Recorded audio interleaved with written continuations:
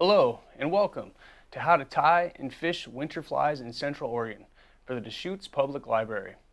I'm Adam Ross. I'm a fishing guide here in Central Oregon and I work for the Fly Fisher's Place here in Sisters, Oregon. In this program, I'll be going over several flies that we'll use throughout the winter months here in Central Oregon on our local rivers.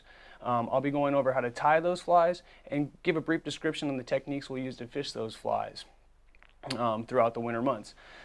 Let's jump right into the first fly. The first fly we're going to be going over is the zebra midge. The zebra midge, they're going to be prevalent all throughout the year, but they're going to be the most prevalent bugs in the winter months. We're going to see them in all of our waters from the Fall, the Crooked, the Deschutes River, and it's a very simple fly to tie. You can tie them in a variety of colors and color combinations and sizes to accomplish your goal in fooling these fish. So for this fly, like I said, it's a very simple pattern. We're going to need a few things. The first is I'm going to tie this fly on a curved caddis chironomid hook. This is an MFC 7190 and this is a size 18. I'm going to accompany this hook with a 2mm tungsten bead. You can use brass beads, and I encourage you to do so, especially on rivers like the Crooked River, where in the winter months the flows can be as low as 50 CFS, and you're not going to need much weight to get down in those kind of rivers.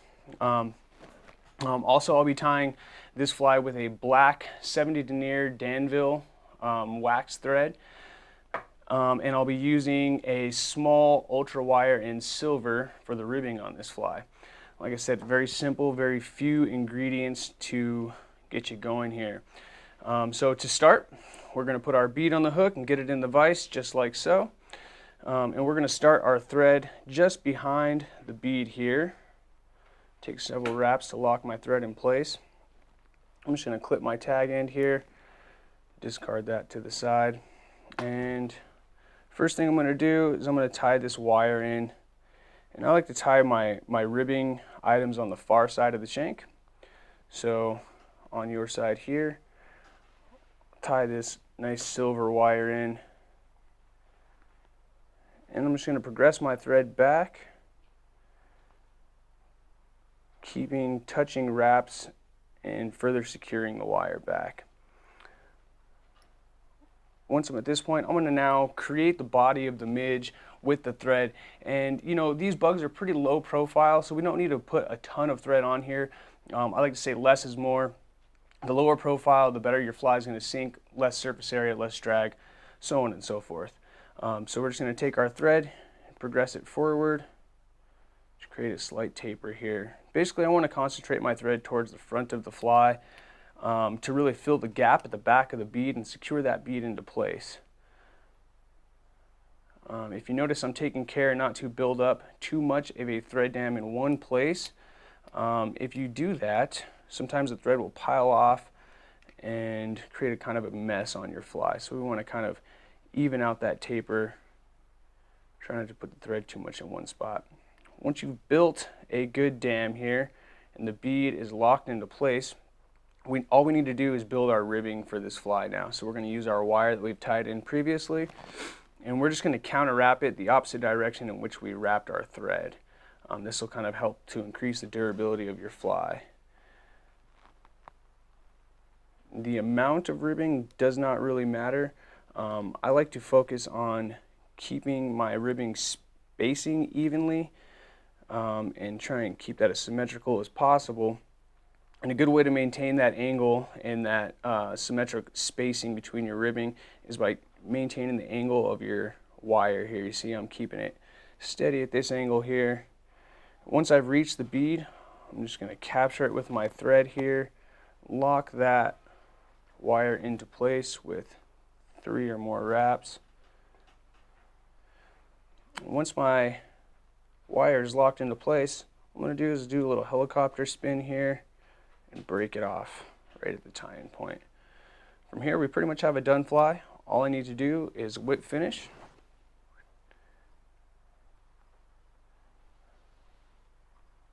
And we're done.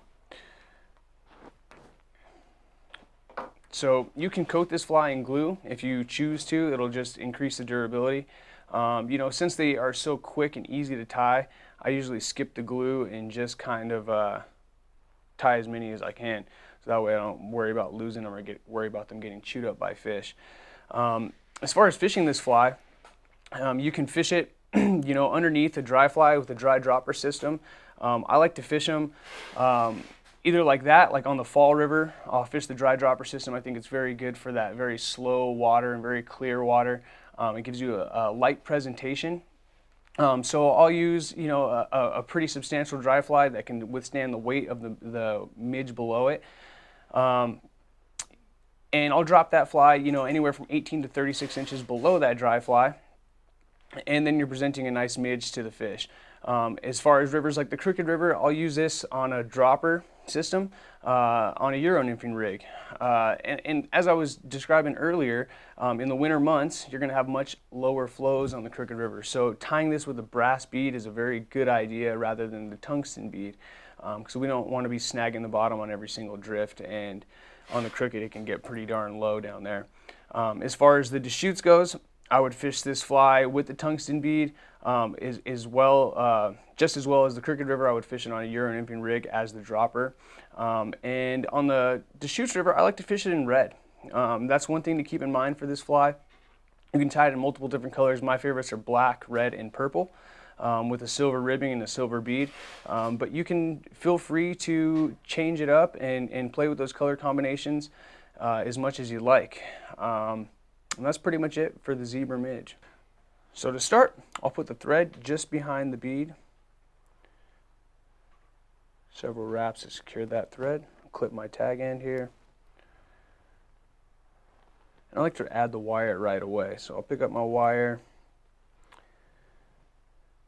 put it in my left hand here. And a good way to do this is by kind of sneaking the wire right underneath the bead. If you can see that. That just holds it in place for when I wrap over. Anytime I do ribbing, I prefer to keep it on the far side of the shank. It's not necessarily the only way to do it, just the way I do it. So once I have my wire secured, I'll wrap back to about the point where the barb would be on the hook. I'll stop there. From this point, all I want to do is use my thread to create a body for this fly. It is not a very high profile fly, so you know, less thread is more. We're just going to kind of concentrate on the head of the fly and building a taper, and also trying to secure the bead into place with a little bit of a thread dam. So once I get my thread all the way up to the bead, I'm going to build up my body a little bit. Try not to concentrate your thread in one place for too long. As you notice, I kind of stepped back to kind of keep this taper continuous rather than just having a bulk of thread in one spot. Wrap back once more into the head of the fly. Once I get to the point where my bead is no longer spinning, it's secured in place, that's where it's time to complete my ribbing and complete this fly. So now I'll use this wire that we've tied in previously to create my ribbing. And when I use my ribbing, I like to counter wrap the opposite way of which I wrap my thread. This will kind of help increase the durability of your fly. So we'll grab this thread, the wire rather, excuse me, wrap that around. The amount of, the number of ribs does not really matter. I rather like to keep them more symmetrical and evenly spaced. And the way to complete that evenly spaced ribbing is by keeping a continuous angle of your wire here as you go up. Once my wire has reached the bead, I'm just going to use my thread to capture it in place with several wraps, 3 wraps. Once my wire's secured, I'm just going to grab it and do some little spins, providing a little tension. These little helicopter spins will break off your wire right at the tie-in point. From there, I'm just going to give it a couple more wraps and then a whip finish.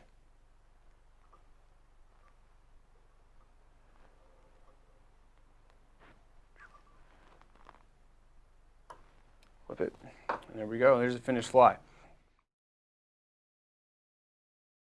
This next fly, the Rainbow Warrior, can be fished in all of our local rivers. I like it really well in the Metolius and the Fall River, especially in those crystal clear waters. This fly provides a little bit of sparkle and has a nice little Baetis or mayfly silhouette to it. And the fish just love to grab onto it, so I really like to fish it on those particular rivers. And for this fly, we'll be using a MFC 7188. In this example, I'll be tying it in a 16. You can tie this fly as small as a size 22. I like the curved emerger style hook because it does look like an emerging Baetis or mayfly pattern.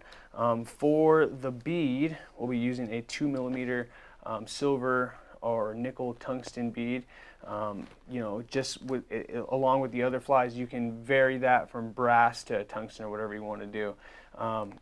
To make up the body of this fly, we'll be using a pearl tinsel. This is a clear pearl tinsel, and it provides a nice shine that we're going for here. For the tailing fibers on this fly, we'll be using a Coq de Leon in a medium speckled. It provides a nice sheen and a nice little color contrast in the fly because of these speckled fibers. And for the thread body of this fly that's going to go underneath the pearl tinsel will be a white uni nylon. I like this thread in particular because it lays very flat on the hook shank and allows you to have a nice smooth body in transition and taper up into the fly. And going up into the collar of the fly, we're going to be using this light shade rainbow scud dub, hence the name Rainbow Warrior. The scud dub gives it a nice multicolor contrast and kind of has more of what's right with the fly rather than colors that are wrong. And then to top it all off and collar the fly, we're going to use this red 70 denier Danville. It's just going to provide a nice little hot spot at the top of the fly and provides a nice little extra color spectrum in there in this shiny, flashy fly. Okay, the Rainbow Warrior. I'm tying this in the 16 today just because visual purposes makes it easier to see. Typically I tie it in the 18 to 22, which is probably more suitable for wintertime Baetis and blue wing olives that we're going to see around the area. To start this fly, I'm going to use a white thread. This is a good underbody for whenever you're using the pearl tinsel to go over because it'll give the pearlescence, you know, the pearl tinsel takes on whatever color is underneath it, so it'll give it its true color here. So we're going to start just behind the bead here, several wraps, clip our tag end, and we're just going to advance our thread back, creating an underbody here, and I want this thread to come back slightly into the curve of the hook. So I'll let it hang there. This is an emerger style hook, and I want it to be an emerger style bug. So I'm going to give it that curvature by taking it back into the bend of the hook. From here, we're going to add our tailing fibers, which is the medium speckled Coq de Leon. I love this stuff for tailing fibers. It creates a great sheen, has a great rigidity to it. It's not cheap, but it's a damn good fiber. Whenever I tie these fibers in, I'm going to measure them against the coated part of the shank here, and I want them to be about the same length. So I'll measure it there, transfer to my left hand, and we're just going to tie these in on the top of the shank. In order to do so, they will roll a little bit whenever you apply pressure. So I'm going to pull them slightly on the near side of the shank when I tie them in. We're going to use a pinch wrap here. So if you see, I pinch my thread between my fingers, and I'm just going to pull and apply pressure straight towards the point of the hook here. And that should roll your fibers right on top of the shank if you can see that. From here, I'm just going to advance my thread forward. This will further orient your fibers on the top of the shank. And with these thread wraps, not only am I further securing these fibers, but I'm creating a taper for the body in the process. So I'll just add a few more wraps up near the head here so we can further create that taper. We're going to come all the way back here to our tying point of our tailing fibers, stop our thread. Here's where we're going to add in our pearl tinsel. So these pearl tinsels, they either come on a spool or in a hank like this. We're just going to take a single fiber of it. It's pretty long fiber. You don't have to go quite so long, but I like to tie fiber long enough to tie 6 or more flies. And we'll tie this fiber in on the near side of the shank. As I've said in previous flies, I like to tie in body material on the near side. Use our pinch wrap there, and we're just going to advance our thread forward. I'll spend a little bit of time in the middle of the fly building the body up so we have that nice smooth taper.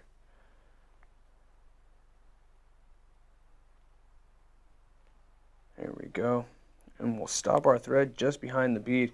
If you can see that fly, it starts very narrow at the top and gets a little thicker up top. That's the taper that you'd like. And so now we can use our pearl tinsel, and since this is a pretty fine diameter, this pearl tinsel, it's kind of hard to keep touching wraps as you go, so just do your best. The purpose of the white thread underneath is that it won't show through very much, so you have a little bit of forgiveness there. And so I like to just kind of pass the body material back and forth between my left and right hand. And just keep these wraps as close and touching as you possibly can. Overlapping is just fine. If you have to go over the same section a couple times, no big deal. I'm just going to continue this all the way up to where my thread is stopped behind the bead. Pull it up. We're going to capture it here with about 3 thread wraps. From here I could just clip off my butt section, set that aside. Now we have pretty close to a complete fly. I'm going to use this light shade rainbow scud dub. This comes in a dark shade as well, so if you wanted to do a little bit different color variation, that's an option. When I put my dubbing on, this stuff has pretty long fibers, this rainbow scud dub, if you can see how long those fibers are. So a little bit goes a long way. We'll just use, I don't know, probably at 10-12 fibers. And we'll spin these counterclockwise onto our thread. Spread that thing out quite a bit. Sometimes I like to pull the thread up like this. I can get a little more leverage with my fingers pulling rather than pushing. So once I get a nice dubbing noodle going on my thread, I'm going to slide that puppy up there. Alright. Now we're just going to give this a nice little collar here.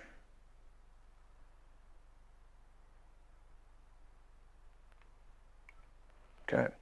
So I'm going to whip finish with this white thread. I'm done with it. Just give it a few, 3 or 4. Clip that off. If you got any long fibers like this guy here, we'll just give that a little trim with the scissors. And now all I have to do, and this is optional really, I just kind of like the way it looks. I'm just going to add a little red thread to provide a bit of a hot spot on this fly. And just a few wraps of thread just till it starts to show through. We don't want to get too crazy with that. And so as soon as your red little hot spot shows through, we're just going to give it a nice little whip finish here.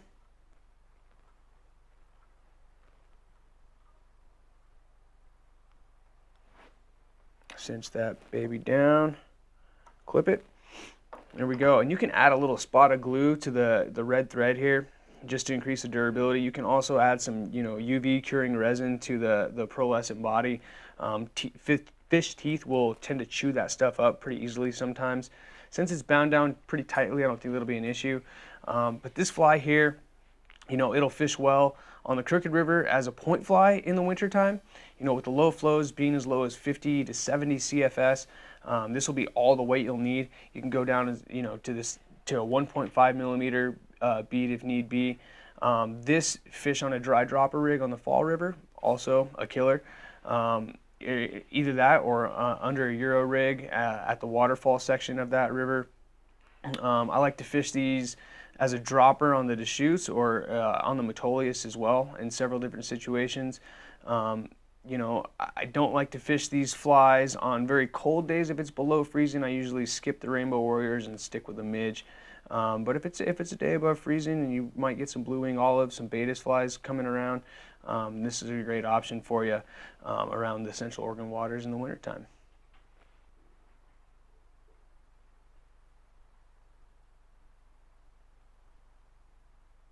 This fly is the Griffith's gnat. It is a very good winter pattern because it represents a cluster of mating midges kind of floating across the surface of the water. Whereas midges are going to be the most prevalent bug in the winter months, so we'll kind of oblige the fish with this fly. You know, many people think that fish won't rise in the winter months, but this is one way to get those fish that are rising to midges in the wintertime. Very few materials involved in this fly. To start off, we'll go with the 350/50 ultimate dry fly hook from Fooling Mill. This one's a size 16. You can use any standard dry fly hook, and you can tie this as small as a size 22 and as big as a size 14. The next material we'll be using is a black Danville 70 denier thread, and the other ingredient here will be a grizzly black and white hackle feather. Now, the hackle feathers, you can either get these in a convenient pack. Whiting makes these packs called Whiting 100s. There's enough feathers in here to tie 100 flies, and they come in specific sizes, so you can dial in whatever size of hackle you want, or if you want to invest in a full or half cape, that's another way to do it there. What else? I think that's it. All right, the Griffith's gnat. This is a classic fly pattern. It represents, you know, mating midges floating across the surface of the water. And this fly works really well in our local waters as well as, you know, rivers across the west. River I grew up on, the San Juan River in New Mexico, we would get tons of midge clusters and fish these flies, you know, pretty much 4 or 5, 6 months out of the year. It's a fantastic fly to have in your box, and it's very easy to tie. You know, it's not worth paying the $3 or whatever it is at a fly shop to buy it. So you can tie these yourself very easily. You don't have to be the most beautiful thing in the world. A lot of forgiveness on this fly. So we're going to start off with our fly, or our thread rather, just about a hook eye space behind the eye of the hook. And we'll clip our tag end here. And we're just going to progress towards the back of the shank here. I'm going to stop just before the shank starts to bend.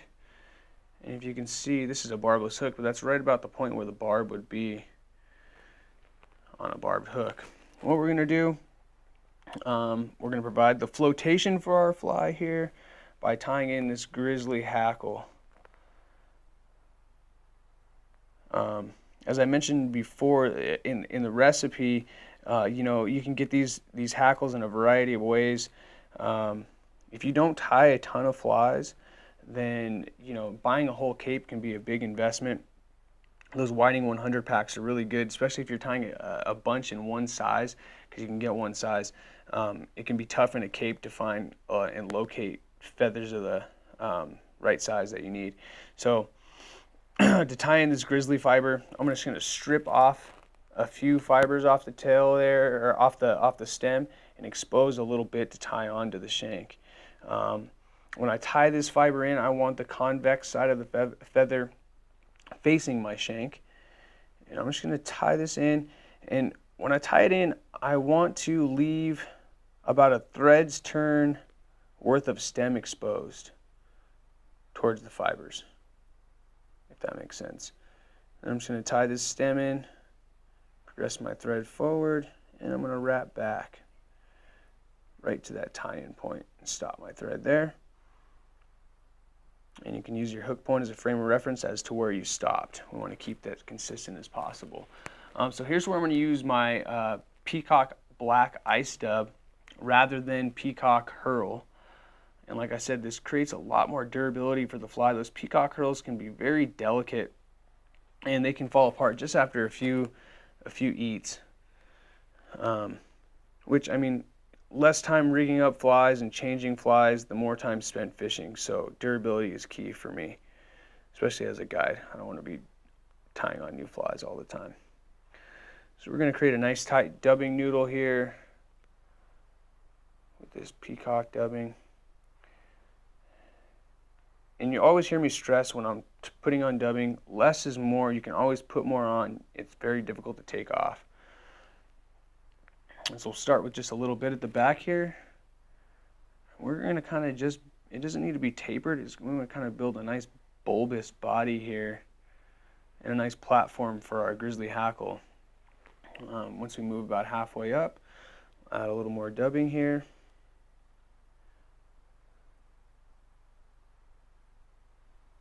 Little bits at a time.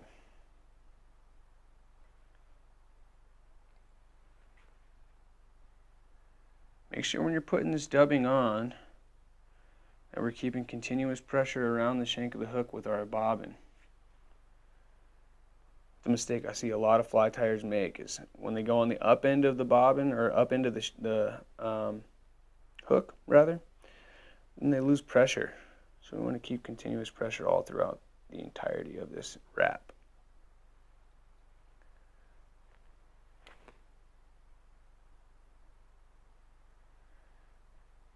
Take your time to fill in any gaps. We want to make this body as continuous as possible and as even as possible. So if you see a gap, fill it in with dubbing.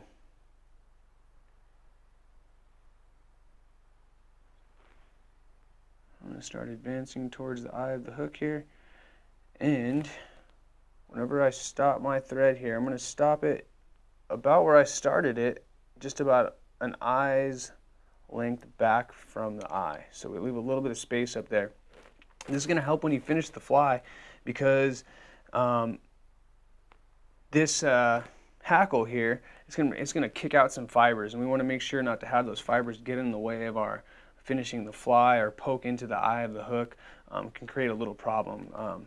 Easily solved by scissors, but we can try and avoid that by keeping the thread where it should be. So now I'm just going to wrap my hackle fiber forward to create the flotation for this fly. This is going to help it sit nice and high off the water. And we just want to wrap up. If you notice, I'm keeping this hackle fiber at a little bit of an angle here, and this helps progress it forward. And if you keep that angle throughout the entirety of your wraps, it'll ensure that your fibers or your wraps are evenly spaced. Okay, so once we've made it up to our thread, I'm going to hold this fiber up right like so. I'm going to capture it with my thread, and if you see, I'm kind of wiggling my bobbin back and forth. And this helps to avoid capturing any of those fibers that you don't want to capture in there unnecessarily. So I'm just going to go over again, and if you notice, I'm wiggling my bobbin again, provide some tension to the fiber. There we go. And we'll give it a third wrap for added security and insurance. Okay, so we'll clip our butt section here. If you notice, there's a couple fibers sticking down off that butt section. We want to make sure to capture all those and clip them off cleanly. There we go. I've left one, of course. Clip that bad boy off. You can either half hitch here or whip finish, whichever you prefer. Half hitch is really easier when you have fibers like that, but I'm a whip finish addict, so I'm going to go for that.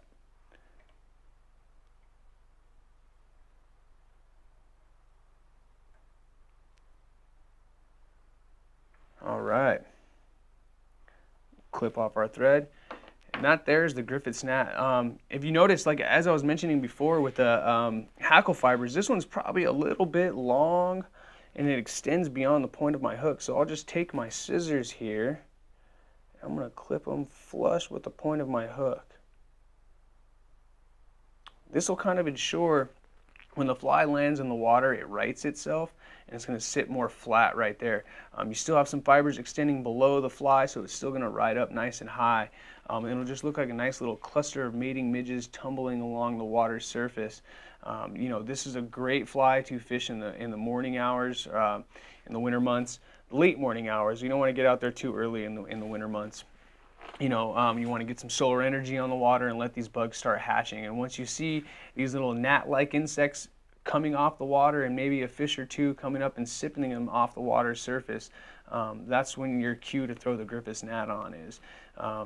You know, I'll see a lot of these fish on the Crooked River and the Fall River alike eating midges in the late morning hours in the winter months, as well as the Metolius. You can look to little small eddies and things like that, and just look for the smallest little dimples on the water, and that's a good indication they're eating midges, especially if you see the little gnat-like creatures floating around the water's edges.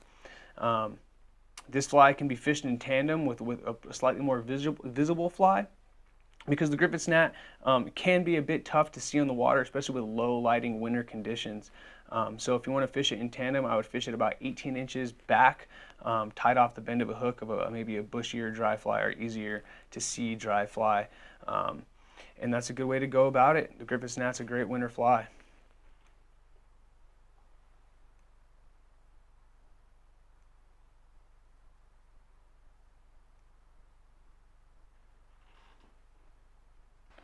All right, this is the pine squirrel leech. Leeches are good in all freshwater situations. It's a very overlooked non-vertebrate that's in all freshwater. Trout will actually actively seek them out. And it's a really good bet on rivers like the fall and the winter months to fool those big fish sometimes when they're a little bit picky. So this also is a very simple fly. So we'll start with the hook. We're also going to use that caddis chironomid curved hook for this fly. And I'm going to do it in a size 14. I like these hooks a lot because they are barbless and very strong. To accompany that hook, the bead we're going to use is a tungsten 2.4 millimeter bead. Again, the bead is always variable depending on the water that you're fishing. Always feel free to upsize that bead or go to brass if you need a lighter weight. The main ingredient in this fly will be the pine squirrel zonkers here. We'll be tying this one in olive. This stuff comes in a variety of colors, so feel free to experiment with your color scheme and the color of the leather. And the final ingredient here, and this will just be to collar your fly, is a little bit of ostrich herl. And we'll just be using a single fiber of that to tie this fly. And that's pretty much it for the ingredients of the pine squirrel leech. You know, this is one of my favorite flies. It's not a junk fly like your woolly bugger, or your San Juan worms, or anything like that. It's leeches are going to be prevalent in all freshwaters. I see them in all the rivers and the lakes. As gross as that may sound, they are there, and they eat the decay of the river, and fish eat them. They eat the heck out of them. It's one of my favorite things to throw on the Fall River. If I have a particularly big fish that's a little bit pickier and has seen a lot of flies, sometimes throwing this fly out there really does the trick. The reason I like it so much is this pine squirrel fur. It has really stiff guard fibers that have a nice sheen to them, but it's also got this really soft underfur, and so it does pulsate quite a bit in the water, and it moves a lot in the water. And if you know anything about leech behavior, they change shapes, they move a lot. They're funky, I wouldn't call them an insect, they're a funky invertebrate. And this is a good fly to imitate them. So we'll start off with our thread just behind the bead here. And with this fly, we don't want to cover a whole lot of the shank. We're going to leave a really open gap and not use a lot of the hook with materials. And we'll kind of leave the pine squirrel up and away from the hook to undulate freely and really give some good motion. So I'll go about, I don't know, 1/16 of an inch back with my thread wraps here, about a bead width of thread. And this is where I'm going to tie my pine squirrel in. So this part, it can vary, you know. In the wintertime, I'd imagine most of the leeches are probably of a smaller size. There's less going on in the summer, less things decaying in the summer at a slower speed rather in the winter months. So the leech is probably going to be a little bit smaller, a little less active, so I like to tie a smaller bug for the winter. You know, and this fish, or this bug rather, can be fished in lakes, rivers, whatever you want. If I was to fish it in a lake, I would fish it with a smaller bead. So what I'm going to do is I'm going to clip a small section of pine squirrel. It's about the length of half of my fingertip there. And what I did to prepare this pine squirrel to tie in is I ripped off the little bit of fur and exposed a little bit of leather there on the zonker strip. So a good way to kind of control your fibers to get them out of the way of your thread is you can lick your finger and just kind of coax them back. And if you notice, all my fibers are facing the same direction. They're facing towards the back of the fly. So we'll get that little exposed piece of leather there, and we're just going to hold it and orient it right on the top of the shank. And we're going to do a little pinch wrap and pull pressure directly down on that leather. Now this is a 70 denier thread, so I don't want to pull too hard. I'm going to depend on more wraps rather than really strong wraps to keep this in. So we're just going to give it probably about 10 or 15 of these wraps to really secure that leather into place. I really want to coat that thing well.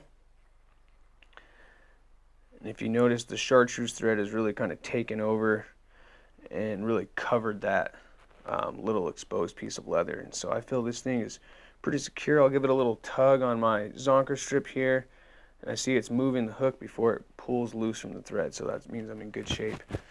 From here, I just want to create the collar for this fly, and I'm going to use a little bit of ostrich herl for that. This ostrich herl creates a really great collar because once it gets wet, it really slicks down and creates a beautiful head for this fly. So if you notice, the way this ostrich herl is, some of the feathers grow inward, or on one side of the feather, the fibers grow inward, and the other one they push away from. So I want these fibers to go in towards the fly. So I'm going to use the concave side of the feather towards my shank. And I'll just strip a little bit of the stem of this feather here to tie in.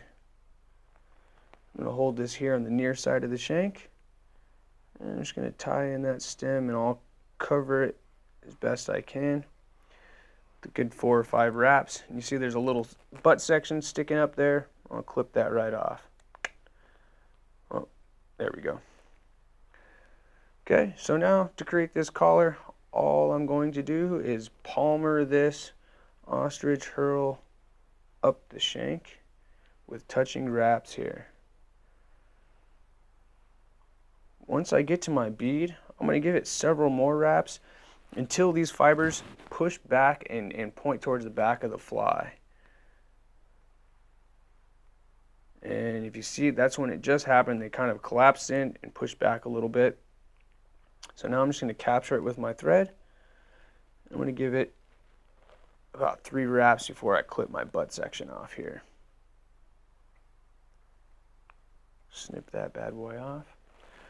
Okay, now this isn't a necessary part of the fly, but I like it. I think it makes them look pretty sharp. And if you've ever seen leeches in fresh water, they have a lot of modeling to them. They change colors. Some of them are brown, some of them are olive.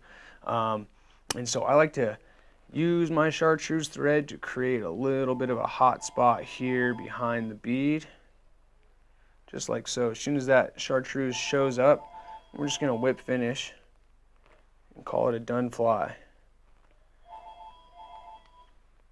Now you can add a little bit of glue for added durability. I recommend it just for that thread there. These flies, they tend to get hit pretty violently. Rarely have fish slurp them in slowly. So yeah, a little bit of glue will help that fly go a lot longer. And as I mentioned earlier, you can this pine squirrel zonker, it comes in a variety of colors. One of my favorites being like a rusty brown color. I really like that for the fall river. A lot of the leeches that I find on some of the decay down there, They're of a brown tannish color, so I think that rusty brown really does well down there. This olive color I like for the Deschutes or the Metolius, even the upper Deschutes especially. I see a lot of olive and black leeches on the upper Deschutes, which isn't open during the winter months, but throughout the year you'll see some other leeches of that coloration. Another good color that I like to tie them in is black. And with the black leech, I'll do the same with the chartreuse collar up top. And you can play with these color schemes, play with the bead color, give it a gold, give it a copper. For lake fishing, I won't use a tungsten bead. I'll typically use brass. I'm not worried about the sink rate in lakes. So yeah, there's the pine squirrel leech. It's one of my favorite flies of all time. Can be fished all year round. It works really well in the winter months for a big meal for these fish. And especially going into the spring, you'll have a lot of more leeches coming loose in the late winter, early spring months. So yeah, there's your pine squirrel leech, nice and easy to tie.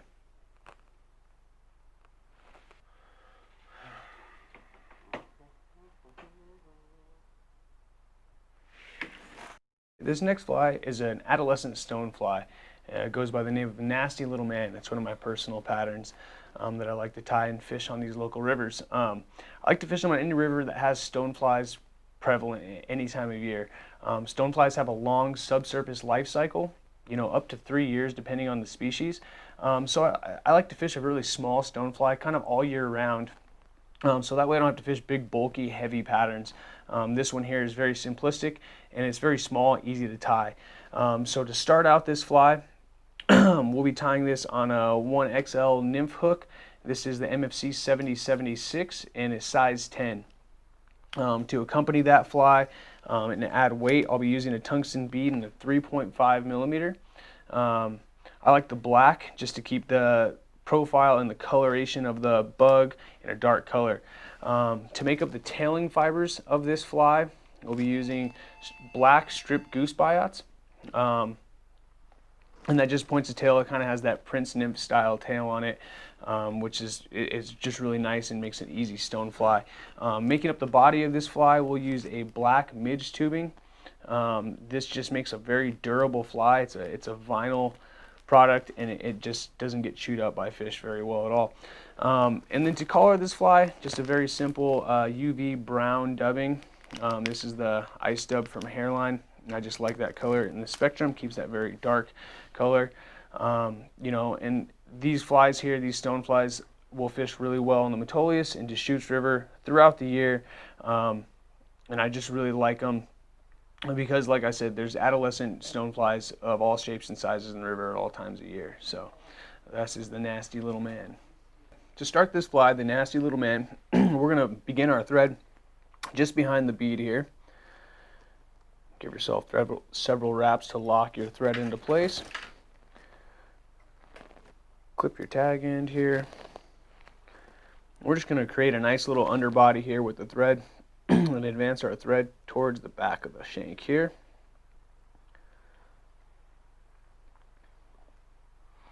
We'll just move our thread back to the point just ahead of the barb here. We don't want to go all the way back into the bend of the hook, so we'll stop it there. Next, we're going to add our tailing fibers, which is the goose biots. This can be a bit of a tricky step.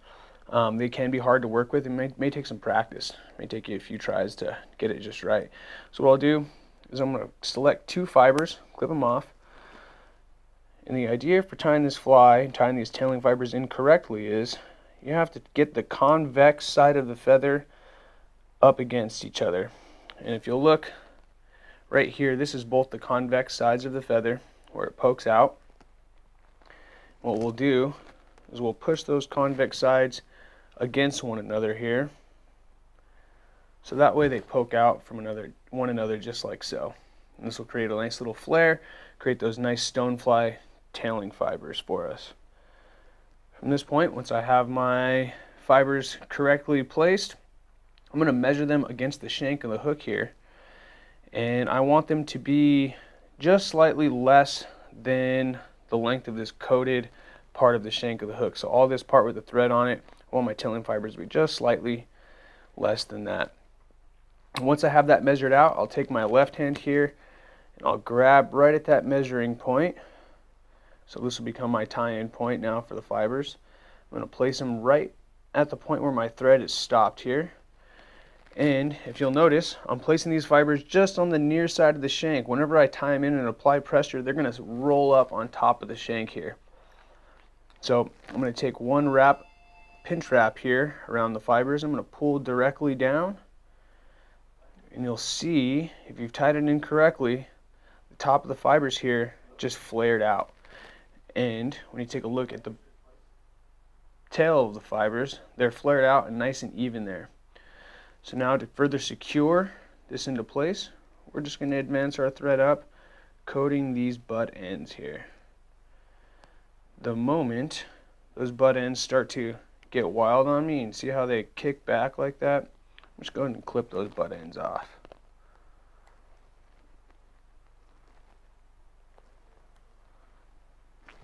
If your tail is a little off center like mine is here, you can just kind of adjust it. Give it a little thumb there. And make sure they're nice and straight. I don't know that it matters for the fish if they're nice and straight, but as far as your ego goes, it's very important. We're just going to keep advancing our thread forward here, and so we can tie some of our midge tubing in. I'll stop about a bead's length back from the bead of the hook, and that's where my body is going to end for this fly. So now I'll take some of my midge tubing here. I'm just going to clip, about a 3 or 4 inch section. I don't need a lot of this. A little bit goes a long way to create the underbody, or the body for this fly rather. So I'll get my little piece of midge tubing here. This is the black color. And I'm going to tie it in on the near side of the shank. Anytime I'm tying in something that's going to create the body for a fly, I like to tie it in on the near side. It's just a personal preference. Do whatever you're comfortable with. We're going to tie and coat this midge tubing back all the way to the tying point of our tailing fibers there. And now we're just going to advance our thread back up to the tie-in point of that midge tubing, about a bead's length back from the bead. So right in here. Okay, so now we're just going to create the body for this stonefly here. And I want to have this midge tubing pretty tight. If you leave it really loose, it'll create a big segmentation of the fly. We want this to be kind of nice and tight. The tighter it is, or more tightly bound it is, the more durable it's going to be. So I'm putting, medium pressure on this, and I'm having just touching wraps with this midge tubing, progressing up the shank of the fly.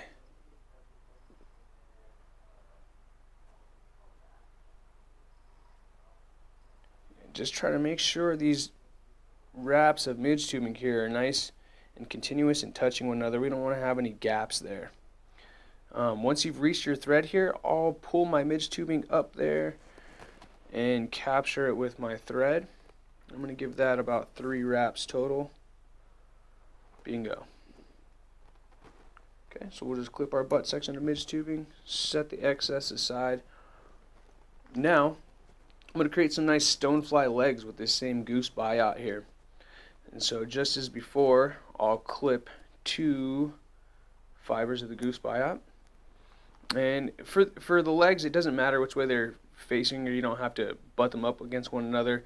We're going to tie one on either end of the fly, other side of the shank rather. So I'll grab this here goose biot. I'm going to place it on the far side of the shank, and I'm just going to hold it in place with my index finger of my left hand. And I want that to extend just about to the end of the body of the midge tubing here, if you can see exactly where that's at. I'm just going to hold it in place with my index finger here, take my thread, and I'm going to pull the pressure directly back towards myself. And give it another one directly back towards yourself, and a third. Okay? And if you'll see the way that orients, it just barely pokes off to the side like that. We don't want a big dramatic leg. This is a very subtle leg. Take the next fiber and do the same thing on the other side. Put that fiber so it extends just to the same point as the other fiber. I'll hold this one in place with my thumb. We're going to come around and put your pressure directly opposite of that fiber there. You'll see it kind of flares out a little bit. And from here, we're just going to clip our butt sections. There we go. Okay. So to finish this fly off, we're just going to give it a little bit of a dubbing collar with the UV brown. This stuff does look kind of purple, but for whatever reason they say it looks brown, so we'll go with it. Remember with dubbing, whenever you're using dubbing, less is more. I like to, start off with just a small amount here. And I like to rotate it on in a counterclockwise twist. Once I have it on there and attached to my thread, I'll just spread that dubbing out quite a bit. I'm going to make a nice tight little dubbing noodle here.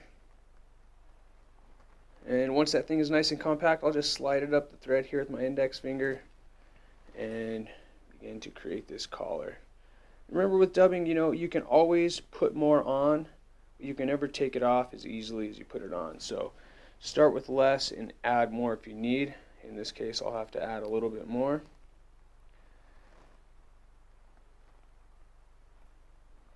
Okay.